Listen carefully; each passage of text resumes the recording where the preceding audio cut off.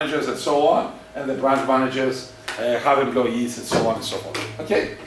So each of these, once the blower is at the top is the principal, and the next, for example, in the branches, the branch manager is the principal, and the employees are the agents. The problem here, there is asymmetry of incentives, right? In the previous example, here there is asymmetry of information. Here there is asymmetry or incompatibility of incentives. The incentives of the CEO and the board, the shareholders, and the employees are not the same, right? Mr. Iliadis wanted to become rich, build houses in Astipalea, wherever he builds it. He didn't give a damn about what the shareholders wanted. He wanted to maximize short-term share of value. The same thing in Yiannopoulos. That was so there was a complete incompatibility in between the principal and the agent in that case. So how do the principals try to make the agents behave the way they want them to behave? How? I'm a principal and I hire you to work for me, right? How do I make sure that you do things the way I want you to do? One way, of course, is to police you all the time and tell you do this, do that, do the other things. Yeah, but I cannot be all the time here. Right? If I was all the time here, I would work myself. What can I do? How can I make you do the things I want you to do? There's a code of conduct. Ah, no, not before. Create values for them. How do you do? You give them boundaries. When I hire a person, what do you do? Give them targets. Before that, when you hire them, what do you do? So you give people when you hire them. Salary. Just I hire you, I give you a salary. A contract. A contract with job description. A contract with job description. You do this and this and these are your responsibilities. Right. Can we make the contract so detailed to include all eventualities? That what is changing is uncertain. There are new things that you cannot write down. You cannot have a perfect contract. A perfect contract would have been a book 100,000 pages, 1 million pages long, and would not cover all possibilities. Even if we could have one like that.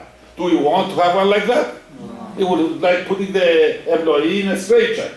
We want to give a flexibility to them, to use their praise based on circumstances, based on the client. So we just give them a general job description. And then, how do we make sure that they are actually producing? Okay, put them down.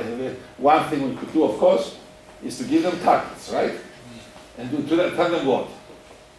If you achieve your target, so we tie the rewards to performance, right? We say if you achieve this target, you get a bonus. If you don't achieve it, you don't, or you get a cut, or whatever. Hopefully. Usually you see the problem already. There is an upside. The employee gets the upside, but on the downside. If you achieve your target, you get a bonus. And if you exceed it, even bigger bonus. But if you don't, you fail, there is no consequence. This is you get only the upside and on the downside. That's exactly what the bankers have. If the Bank of Cyprus did well, okay, Mr. Iliadis would get $1 billion, $1 million euro bonus. Now that the bank went under, no consequence. Ούτε γάτα ούτε ζημιά. Okay, so again, this asymmetry, right? You get the upside but not the downside. So who gets the downside? The shareholders, the depositors, and the taxpayers. All the things that who gets the downside now of the cooperatives? Who got the downside? What?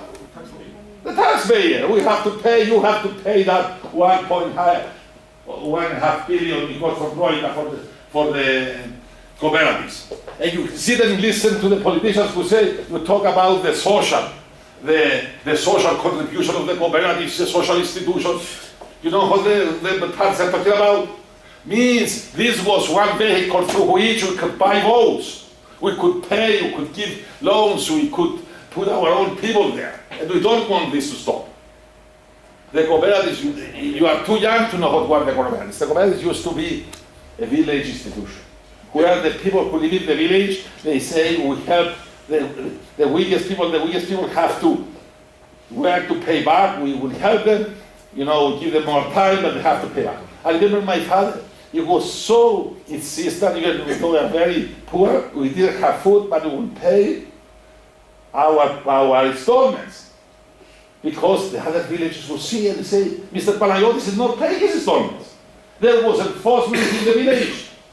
But what happened later? The cooperatives became completely impersonal. And if you have a loan and you did not pay it, you just call the party, and they call their money in the cooperatives, and they say, leave the man alone. That's the reason some cooperatives have 80% non-performing loans. Right? The cooperative was a great institution when it was a village, a community institution. They didn't have to have deposits, all the borrowers together. They were a club, they're a community. Now they're not a community. They don't know each other. You see how the institution have failed there. Anyway, so how do we solve the principal agent problem? So you say, okay, we give employees a description, a contract, a job description, and then we give them incentives, like bonuses, if they achieve their targets. Do the bonuses work? We already found one problem, that there's only upside and no downside. Another problem, what's another problem? They do unethical things in order to reach their target. Sometimes they may do things that, for example, they move accounts, when they move the revenues to the present, bring them from the future revenues to the present, and the current costs to the future. Cook the numbers, creative accounting. What else? Sometimes company performance depends on the cycle of the economy. Yes, someone would say, sorry, I tried, but I didn't meet my targets. It wasn't me, it was the economic crisis, it was the cycle of the economy, it was this, it was that, it was too much rain. So, always there's some excuse. So, I want my bonus. They take the bonus. People take the bonus as being part of their salary. I was reading in the Limassol values yesterday, when I was at the Ministry of Commerce, and what I see is the main article, Mr. Glafkos Peter, who is the head of the Basili, he says that the allowances, the επιδόματα, the privileges, all this extra pay is part and parcel of the vested interests of the rights of the employees. And you ended up to have for policemen allowance or bonus for good behavior, bonus for not hitting you on the head, bonus for the shoes, bonus for this, bonus for that. Could find all kinds of bonuses, right? Huh? Coming early in your job. Yes, bonus for not taking your clothes in the middle of the street. Okay, so you understand. And these things, they keep inflating, keep proliferating. So the bonuses, the incentives are good, but at the end, often they don't work that well. Take the case of Enron. You read about Enron. What did they give? What did the shareholders through the board gave to the management in order to maximize the shareholder value? They gave them stock options, shares. And what these guys did? They say, wow, they give us so much share. So what we have to do is to find a way to beat up the price of the share very quickly, take the money, sell the shares, take the money and run. They went for short-term stock price maximization. They took the money and ran, and the whole company collapsed. So this is the kinds of, always there is, of course you can try to improve the incentives and so on, but at the end of the day, there is no perfect incentive. Always they will find a way to manipulate. So, what you are left with the only powerful instrument, the most powerful one, and the most unappreciated and underused instrument. And that is creating a code of conduct that you make part and parcel of the DNA, you make part of the DNA of the organization, and every individual who works in the organization. You make it part of the culture, create a community that believes in that code of conduct. In fact, the code of conduct and the core values there, the best way, if you like, you don't have to depend on the founder. It could be on the founder, if everybody shares them, or And of course, if the founder came with a code of conduct, code of ethics, then what the core values, then what you do, you hire only the people who believe in those. But if you already have employees whom you hire without a code of conduct and core values, what do? You have to decide together what are going to be our core values, and say anybody who doesn't believe those core values that the majority believes, it's going to be our way or the highway. Choose our way, okay, or the highway. Right? You don't belong in an organization. It's said in the audio. If you don't serve the customers, we believe that we should exceed customers' expectations. This is our core value of government. If you do not serve the customer, or those who serve the customer, we do not need you. Go find some other honest job to do. This is the unfortunately in Cyprus, we haven't at all, I would say, used this very powerful instrument of code of conduct, code of ethics. But as I said, in order for that to work, you have to make it part of the DNA. You understand this? Part of the culture. But make it, in Greek we say, να το κάνεις βίωμα, ζωή και βίωμα. You make it part of the life of the people, their life. It has to be in the back of every business card. It has to be on all four walls of every office. And perhaps also with pretty lights on the roof. It has to be on the lobby. It has to be on the newsletter. It has to be in every speech of every manager. These are values. That's what we believe. That's who we are. Okay. And you see, in that case, you don't need to police anybody. Right? Don't need to police anybody. Right? But the code of ethics standards is called only for the employees, not for everyone. Right? Okay. What is a moral hazard? You know what is moral hazard? Moral hazard is when, for example, you have boards of the banks, members of the boards, and you will say, in order to do their job and represent the interests of the shareholders, you make them personally responsible. They have a personal liability, right? If the company goes under, they go to jail, or they have to lose their houses, they lose their, right? You have personal liability. For example, at CIIM, even though the school is not bank, they don't get any profits or anything. Any investment that the school does, like here or wherever else, even the electricity, I have to go and sign and put my house and all my property as a collateral. If something goes wrong, they'll take everything away from me. And I don't have any protection. But people at the bank, members of the board, you know what they do?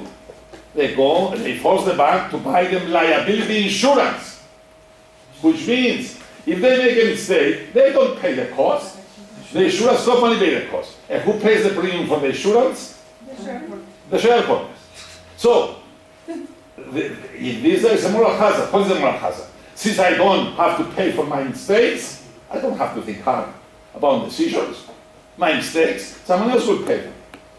The same thing the bankers, they thought the government will come to, never, the people, the CEO and the board of the Bank of Cyprus, they said, no problem. If we invest our money, the money on our money, the money of the depositors in the Greek bonds, while the bond price was falling, if we can make quick money because of the high return, the high spreads, you know, we get the bonuses. If the bank goes under, the bank is a systemic bank. The Cyprus government will save us. If not the Cyprus government, then the European Union will save us. The Eurozone will save us. So, no problem. Moral hazard, we don't need to be careful. Someone else will save us, the taxpayers. So let's guys have a party. Yesterday, Theodore was telling us in the meeting that he was talking us about how they bought 300 million of euros of bonds without even passing through the board or any risk management committee or nobody. They just, over lunch, the chairman signed it after he had several drinks. Because who? You all the stupid taxpayers of Cyprus and the European and the Eurozone will pay it for. But the Eurozone taxpayers was Martina. They have smart governance, right? And they pause it and say, oh, sorry. Other taxpayers will not pay for it. You are going to do not bail out, but bail in. You guys will have to pay for it.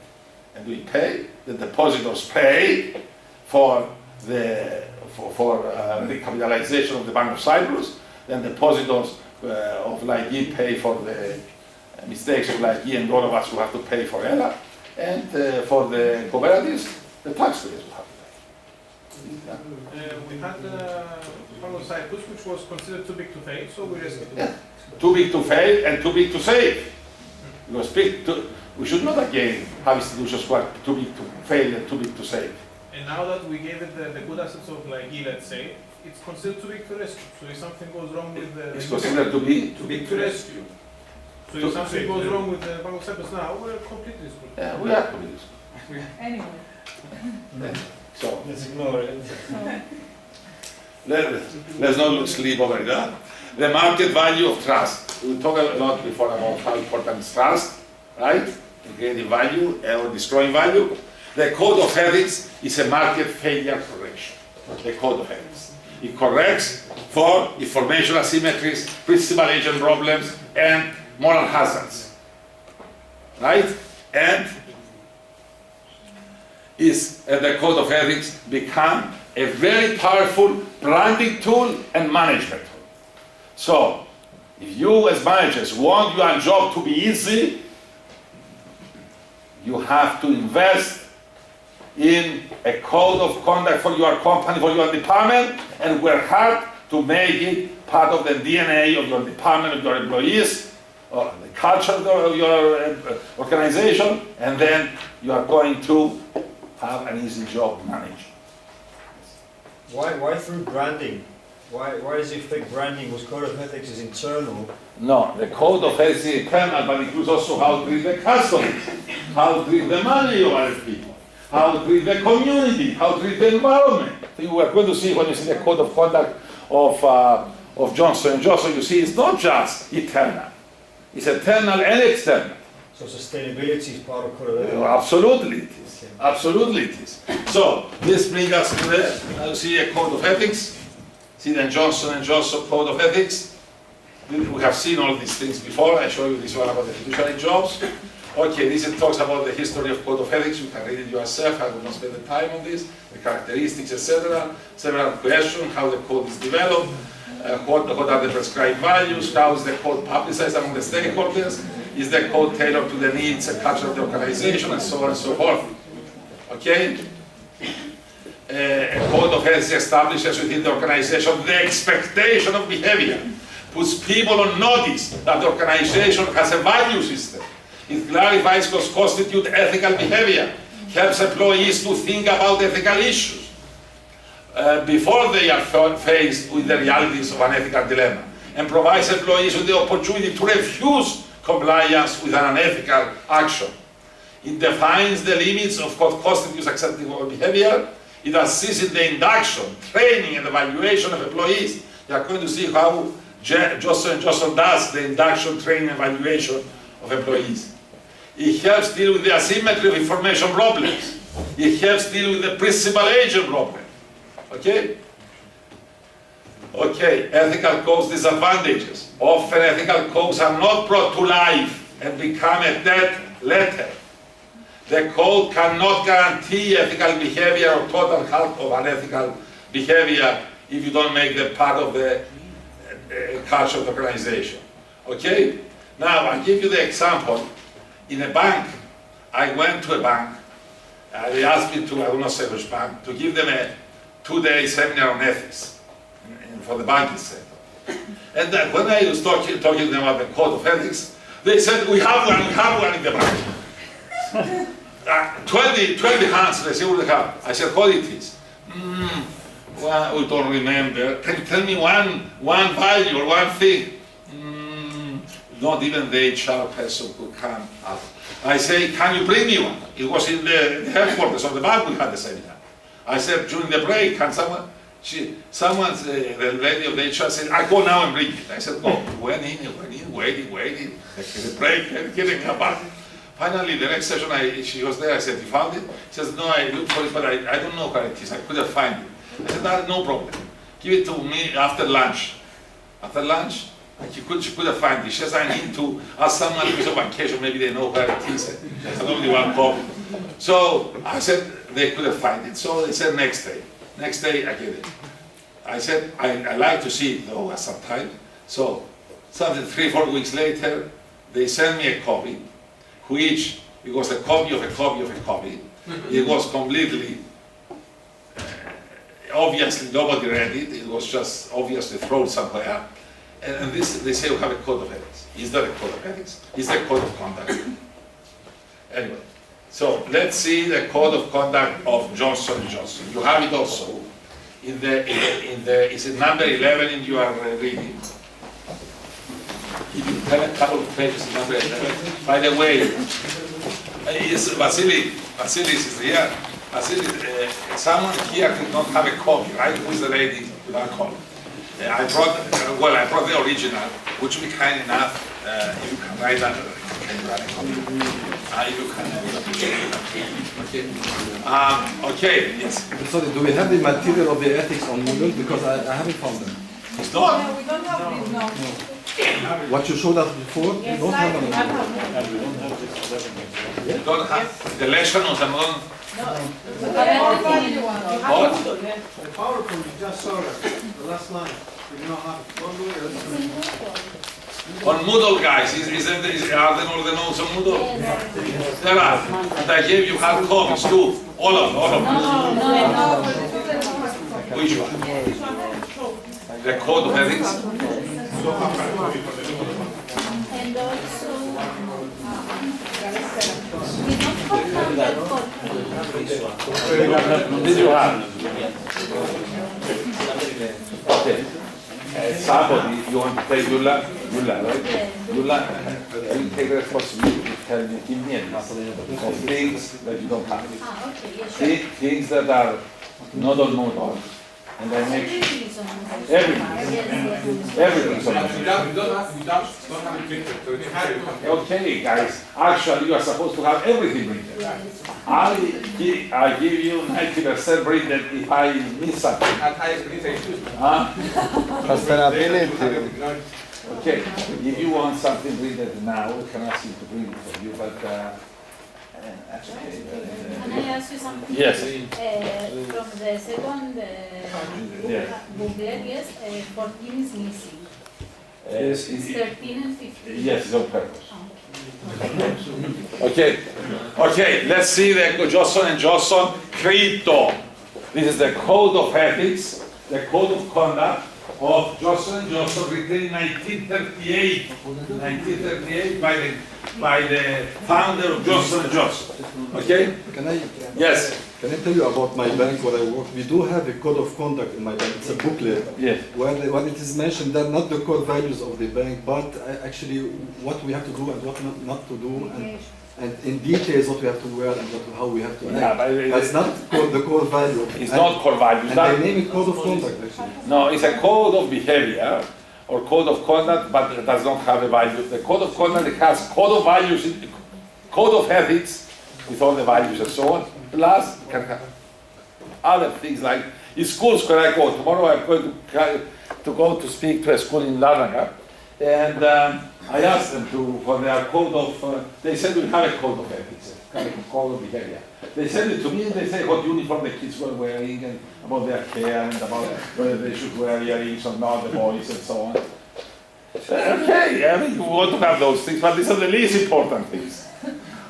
I don't care if the kid has an earrings, I care whether he's lying, whether he's cheating, whether he's learned how to deceive people and those things, and they don't have those. Okay, let's read this one to see what they say. Johnson & Johnson, you know what Johnson & Johnson? The ones who make shampoos, I said that, the one that Angelo said, and George, oh, they are beautiful hair, they are luxurious hair, because they are using the no more tears, right? Okay, we believe, listen to this, we believe, it's a credo, it's a pistevo, it's what we believe, like you say, I believe in one God, the Son, the Holy Spirit, we believe our first responsibility is to the shareholders? No, it is to the doctors, nurses, and patients, to mothers and fathers, and to all others who use our products and services. Remember, I told you the story about what happened with the Tylenol, with the 6 people who died and what the chairman did. He says he asked the base of this, which his grandfather wrote 80 years ago. Okay? In meeting the needs of our main stakeholders, who are the doctors, the mothers and fathers, and others who use our products and services, in meeting their needs, anything we do must be of high quality. We must constantly strive to reduce our costs in order to maintain reasonable prices. Customers' orders must be serviced promptly and accurately. Our suppliers and distributors must have an opportunity to make a fair profit. We are responsible to our employees, the men and women who work with us throughout the world. Everyone must be considered as an individual. We must respect their dignity and recognize their merit. They must have a sense of security in their jobs. Compensation must be fair and adequate, and working conditions clean, orderly, and safe. We must be mindful of ways to help our employees fulfill their family responsibilities. Employees must feel free to make suggestions and complaints. There must be ethical opportunity for employment, development. There must be equal opportunity for employment, development, and advancement of those qualified. We must provide competent management, and their actions must be just and ethical. Okay? We are responsible to the community. Can I interrupt you? Yes. Do you think it is wise to talk about the prices, that we have to maintain reasonable prices here? Yes. What if one day if they decide to change the strategy and to go to a premium product? Still you have to sell at reasonable prices. Maybe they want to sell, very good product at a very high price. Okay, that's your value. Their value. They are. What if Johnson & Johnson decide one day to change strategy? Then for them it's so important that how they sell it at reasonable values that they say we want this to be a core value. But for you may not be. But these guys, they say we don't want to be selling. So it means they will never change that strategy. This is my point. You can change it if you change it, but it is in that core okay, well, in themselves, that's what Johnson & Johnson, they don't believe in premium pricing. It's a company that doesn't, and that gives them a lot of trust. They don't believe in premium pricing. They believe that even when you come up with a new product, if Johnson & Johnson was the one who discovered Viagra would not be selling, $10 a pill, it would be selling $2 a pill. Because that's their core value. Their core value is just a fair profit. It's one of their core values. If you want it to be not a core value in your company, you're part of your strategy, part of your, okay, fine. You will be a different company. You are not going to be Johnson & Johnson. You'll be somebody else. You understand? You can take any, if it's something, you remember what it says? If it's something is so core, so primal, so coming from your bone deep, Johnson, or the grandfather, believed that in medicine you should not make excessive products and profits out of medicine. So they make it as part of their core value.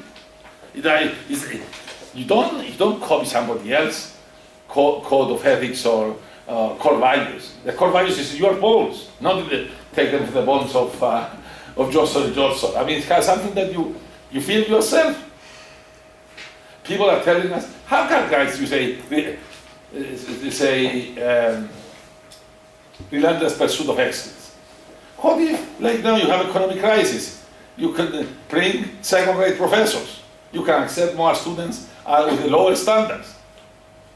Right? You don't have so many students. You accept lower your standards. You say we will not do that, because if we do that, we will not be CIIM. We'll be finished. We will not be CIIM.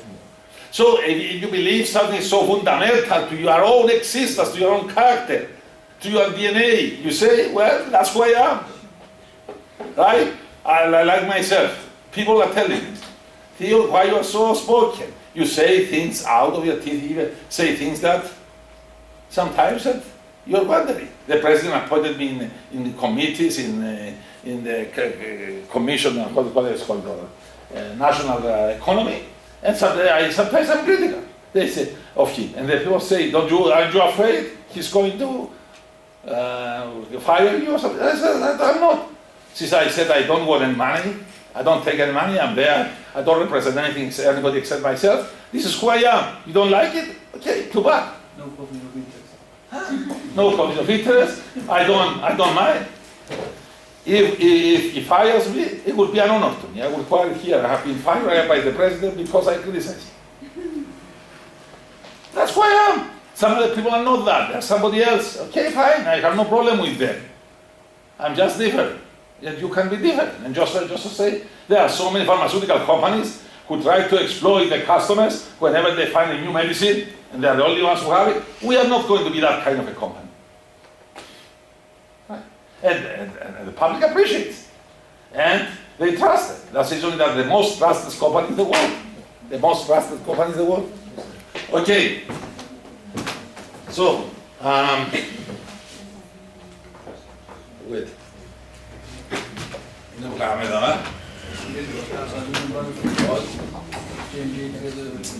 Okay, let's see. Okay, let's finish this. We are responsible to the communities in which we live. We are responsible to the communities in which we live and work, and the world community as well. We must be good citizens, support good works and charities, corporate social responsibility, and bear our fair share of taxes. We don't try to evade taxes. Well, many companies try to evade taxes. They hire good lawyers and accountants. These companies say, no, we just calculate what our taxes and we want to pay them. Okay? We must encourage civic improvements and better health and education. Again, corporate social responsibility. We must maintain in good order the property we are privileged to use, protecting the environment, natural resources, sustainability, environmental sustainability. Finally, at last, our final responsibility is to our stockholders, the shareholders, right? Business must make a sound profit. We must experiment with new ideas, innovation. Research must be carried out on, innovative programs developed, and mistakes paid for. So just said to everybody, look, do I need a meeting of the board to decide what to do when 6 people die from medicine that have been tampered with? Says here, mistakes paid for. Look at every office, look at every newsletter, every wall. That's what it says, mistakes paid for. It was a mistake to put in medicines which were not securely packaged. So I have to pay for it. So write me the checks that I'm going to pay. I don't need lawyers and courts to order me to do what is right. Okay, new equipment must be purchased, new facilities provided, and new products launched. So we renew ourselves continuously. You see, they kill the core values, but we embrace change. Reserves be created to provide for adverse times. Johnson & Johnson was one of the few big companies in the US that did not go to Washington in the economic crisis, say Obama, keep the money, like Ford did, like all the other companies did. You know, the banks, the AGA, what do you call it? The AIG went, the Chase Manhattan went, all of them. Johnson & Johnson has been creating a huge reserve fund, right? Reserves must be created to provide for adverse times. They had huge amounts of billions. They have been saving for the past 100 years. So, no problem. Okay? When we operate according to these principles, the stockholders should realize a fair return. Right? A fair return for the shareholders. In Cyprus, Mr. Panayotou listened to me when I was begging him to put the 600 million in an account. Which The surplus. And that would have given a good example to the next president as well. And put it in such a way that it cannot be taken out without some kind of a majority of the parliament or something like this. And unfortunately, he didn't do it. He was expecting to be voted and do it later. And then, He put it in the account, in his account. anyway, okay, so this is the code of ethics and conduct of Joseph. The famous one is called the Credo. The Credo, everybody knows what the Credo is. If you put the Credo in your iPhone or iPad, it will come out.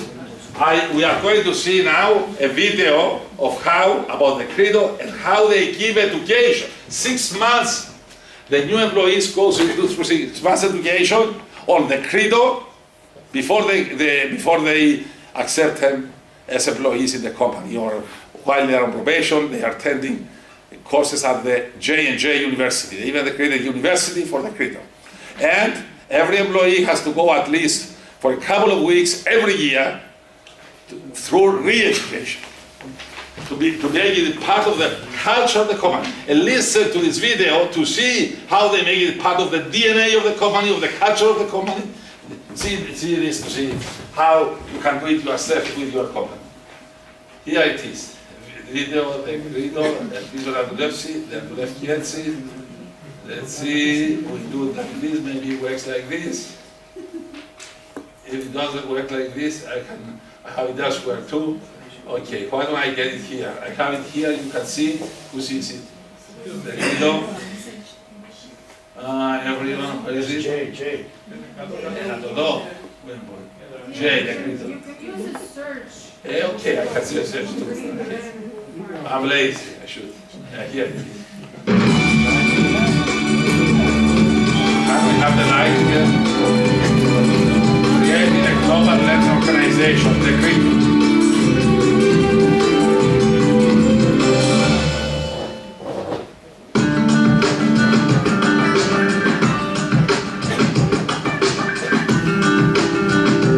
Johnson & Johnson is a family company of about 200 operating units who supply healthcare and personal care products in virtually every country in the world. From this modest building in New Jersey, J&J maintains a corporate culture of service and social responsibility that consistently has their company ranked as one of the top 10 places to work. And it's not just a good place to work. Over its long history, J&J has consistently outperformed many competing companies.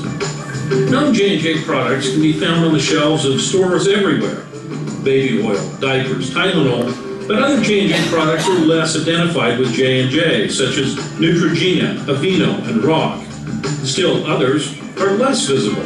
Medical products and pharmaceuticals that require regulatory approval and continuous innovation in laboratories scattered across the company. The whole decentralization policy, I won't even call it a policy, but the whole practice of decentralization is so ingrained in this organization that each business unit, each functional group is actually able to do its own thing, and it's part of the strength of J&J, of why we are the way we are. And then we've got this one coming up on the 10th, which is tomorrow. If there's no centralized structure, then what binds this corporation together in a single culture? Well, J&J is a family company founded 5 generations ago by Robert Johnson. But it was the founder's grandson, Robert Wood Johnson, affectionately referred to as the General, who turned J&J into the global company that it is today.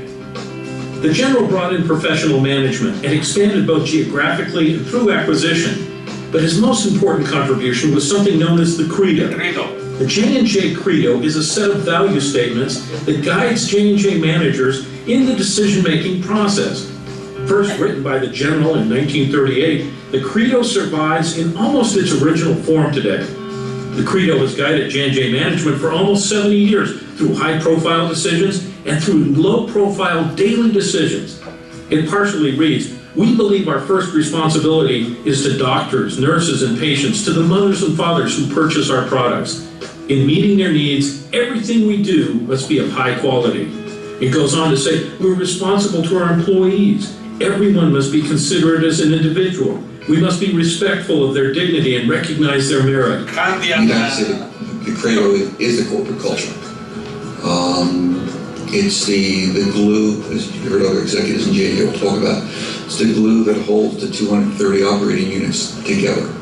It's a common set of values. It's one of our chairmen called it the North Star. Any J&J employee will tell you that the Credo is not just another mission statement. All J&J employees go through Credo training in their first 6 months. All leadership training in the company uses the Credo as its basis. And according to this group of managers, the Credo is a part of their everyday life. And then you eventually get to some level when you're in this organization that you actually believe it. And I think that belief system comes from, as you look around, you see people not espousing it, but demonstrating the behavior. And I think that's how it becomes ingrained. From a training perspective, we try to incorporate it in all levels of our training, whether it's an executive conference, people coming together, they'll have a dialogue around it. If it's around our entry-level supervisory programs, it's more of an orientation toward it itself. We created several years ago on a website, an e-learning program, so people around the world would get to know the history, the background, how it's applied, and how our leaders think about it.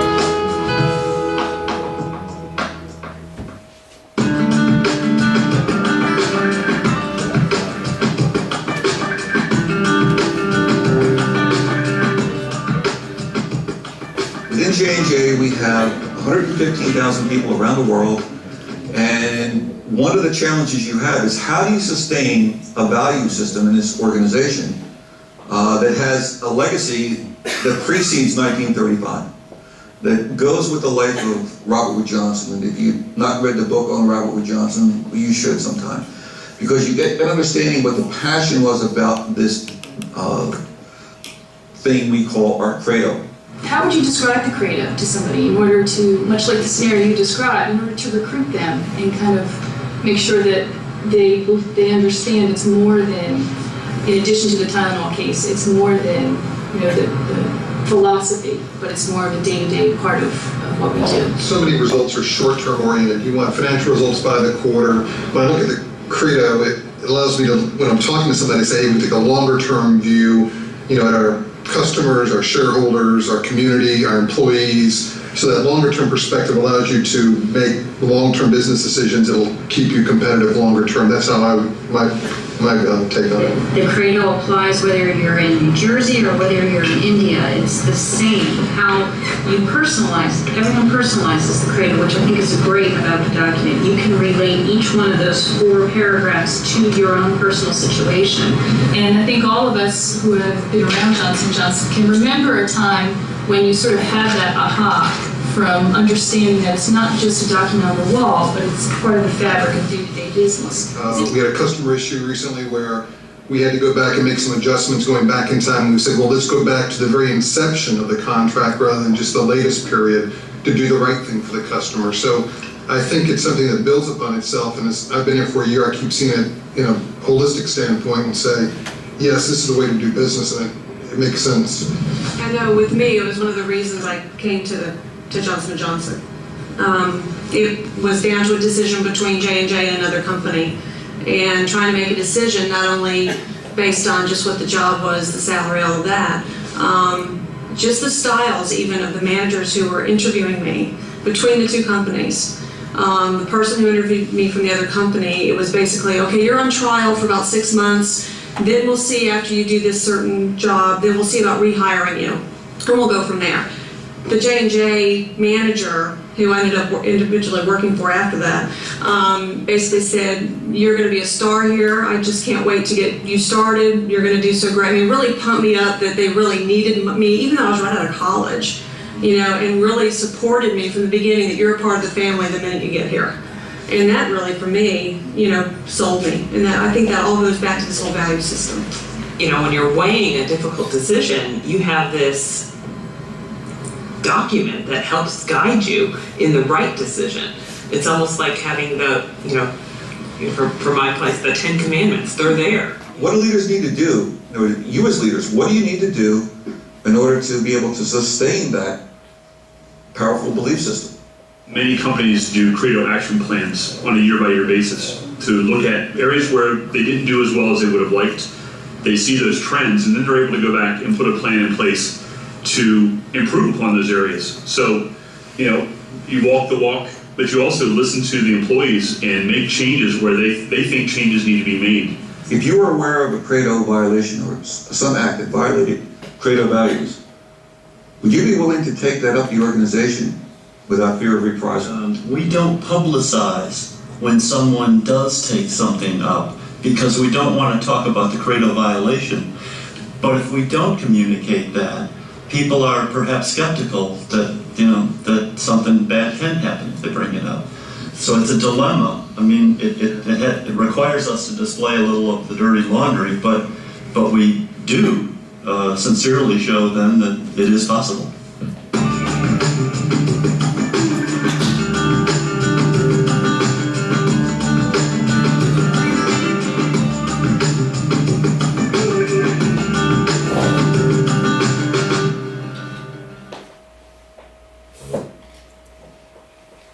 What do you think? Should all companies be like that? Good credo. Huh? Nice one. Okay.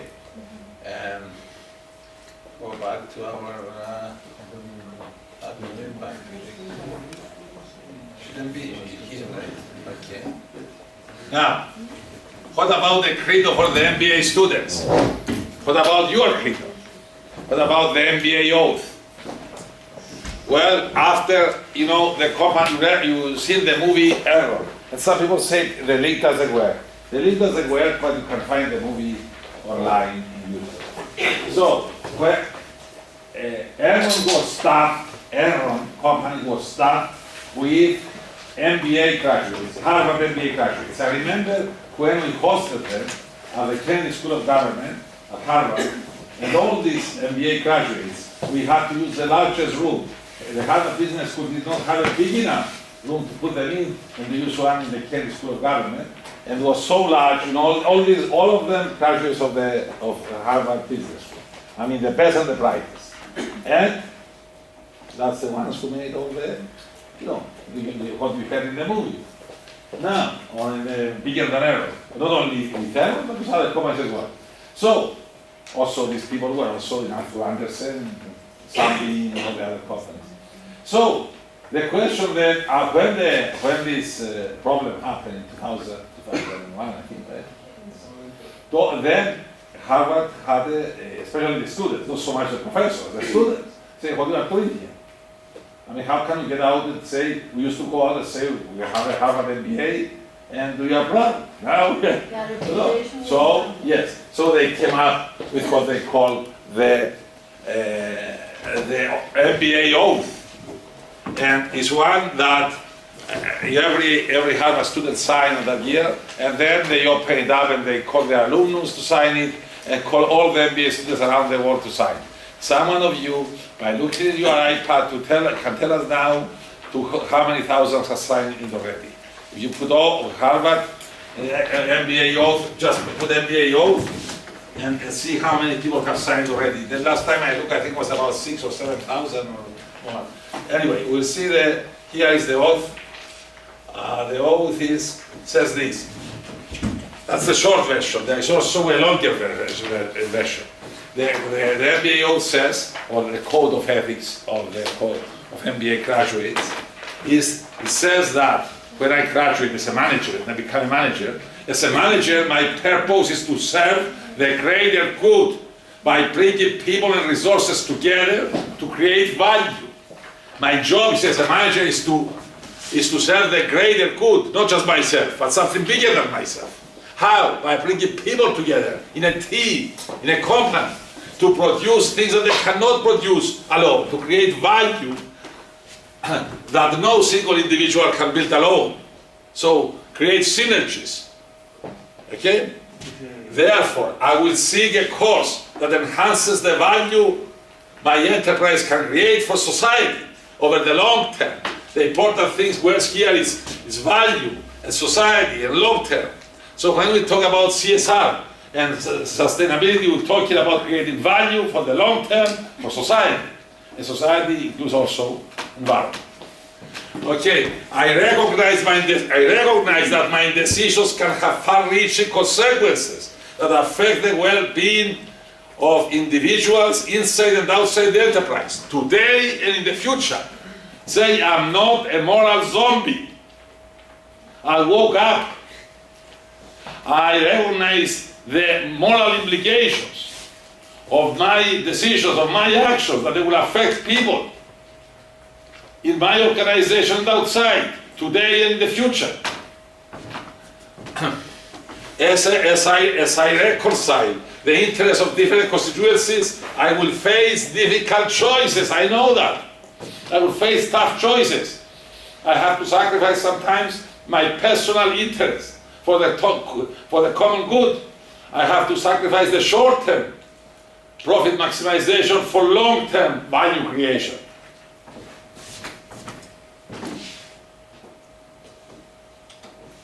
Therefore, considering all this, first, I will act with utmost integrity and pursue my work in an ethical manner.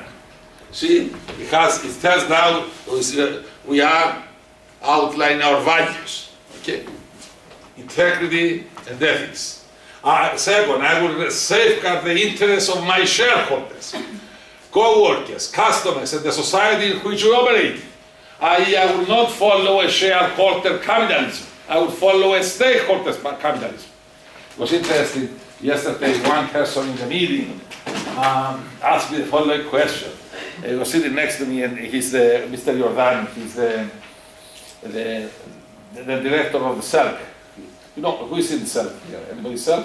You know Mr. Jordan, the head of, the new managing director of CERC. He said to me, as Mario was giving his presentation, he said to me, what would you say? Wouldn't you say that now the cooperatives have moved from stakeholders to stakeholders? From stakeholders to stakeholders. Because